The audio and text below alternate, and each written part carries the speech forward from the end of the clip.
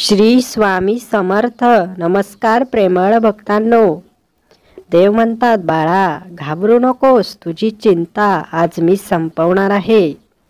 तुझ्या मार्गात येणारा प्रत्येक अडथळा आता मी दूर करणार आहे. घाबरू नकोस, मी सदैव तुझ्या पाठीशी आहे. डोळ्यातील अश्रू पुस आणि माझ्याकडे बघ. मी तुला सांत्वन देण्यासाठी आलो आहे. बाळा, तुझ्या मनातील प्रत्येक इच्छा पूर्ण करण्यासाठी मी तुला आशीर्वाद देत आहे. सहमत असल्यास कमेंट्स बॉक्समध्ये होय देवा टाईप कर. बाळा, देव म्हणतात, आजचा हा व्हिडिओ तुझ्यासाठी खूप महत्त्वाचा आहे. त्यामुळे आजचा हा व्हिडिओ शेवटपर्यंत बघितल्याशिवाय कुठेही जाऊ नकोस. डोळे बंद कर आणि शांतपणे ऐक मी काय सांगतोय. बाळा, वेळोवेळी तुझ्या जीवनात अनेक प्रकारे अडचणी येत गेल्या, अनेक प्रकारे त्या सोडवल्या देखील. परंतु बाळा, तुला असं वाटत असेल की तू अडचणींच्या घेऱ्यामध्ये फसतो आहेस. तुला जीवनात काही सुचत नाही, कसं करायचं, काय करायचं कुठलीच कल्पना येत नसेल. तर बाळा, जीवनात एक दरवाजा बंद झाला तर अनेक दरवाजे उघडत असतात. म्हणून घाबरू नकोस.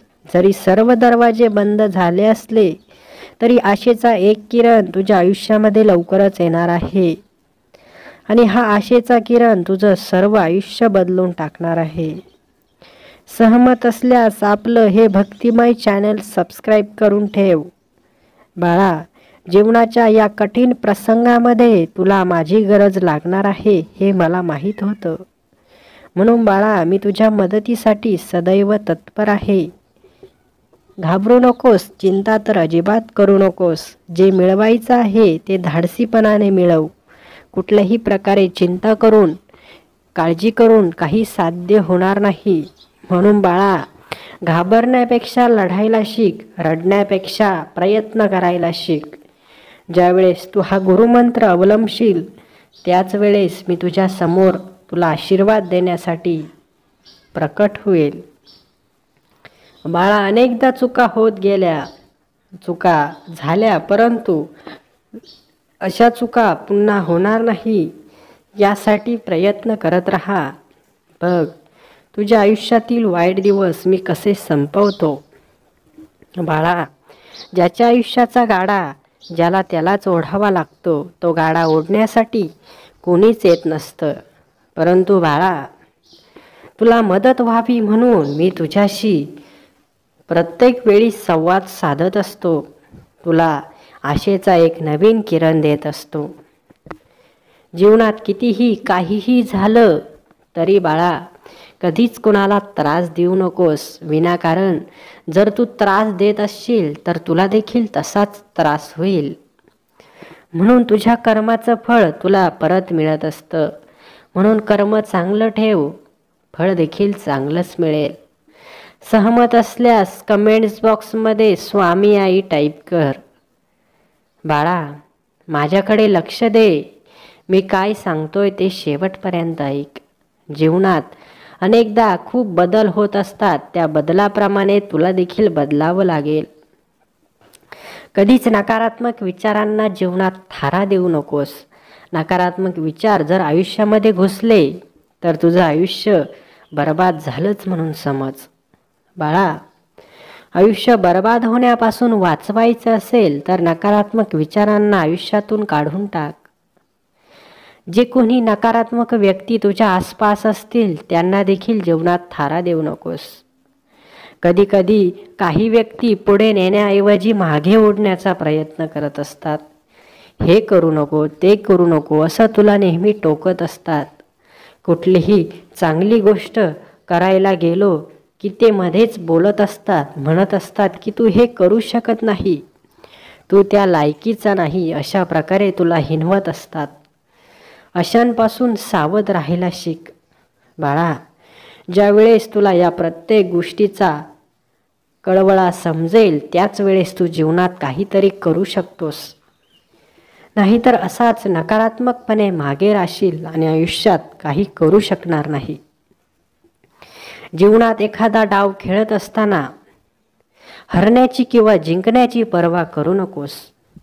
पूर्ण मेहनतीने विश्वासाने तो डाव खेळ. बघ, तुझा विजय निश्चित होईल. परंतु तू एखादा खेळ खेळायच्या अगोदरच त्याच्या पराभवाचा विचार करत असशील तर जीवनात तू कधीच यशस्वी होऊ शकत नाही.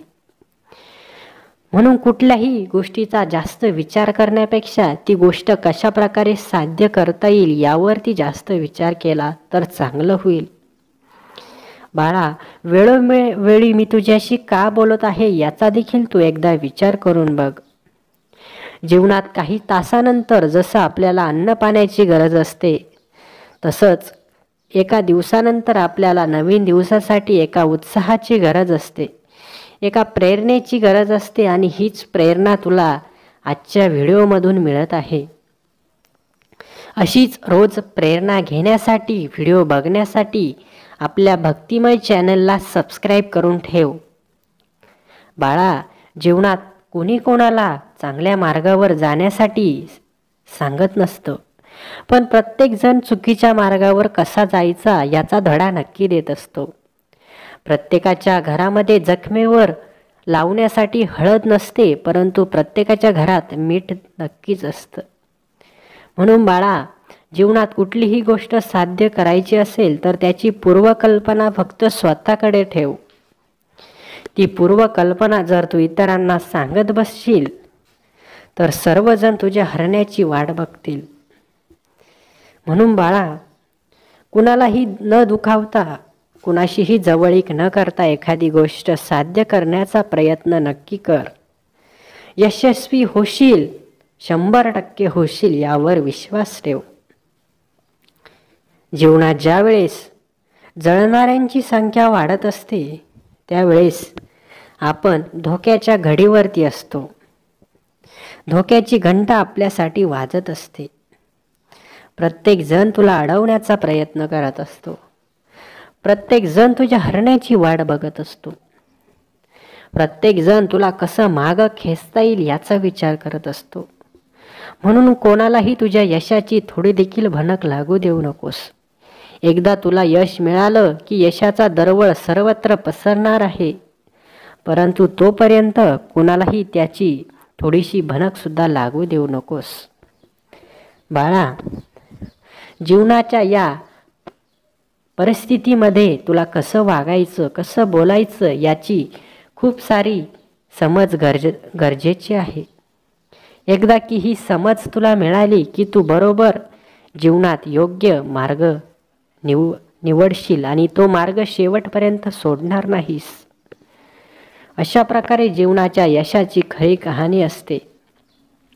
प्रत्येक यशस्वी माणूस हा काही ना काही कष्ट करूनच पुढे गेलेला असतो.